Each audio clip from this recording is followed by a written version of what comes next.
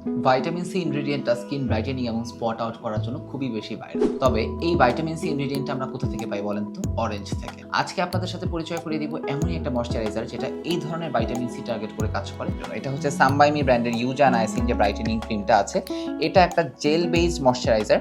আমি একটু টেক্সচারটা আপনাদেরকে দেখিয়ে দিই। এরকম খুব সুন্দর একটা প্যাকেজিং এ আসবে। ইট স্মেলস সো গুড, একদম মনে হচ্ছে ফ্রেশ কমলা বা মালটা কেটে মনে হয় এটার ভিতরে দেয়া।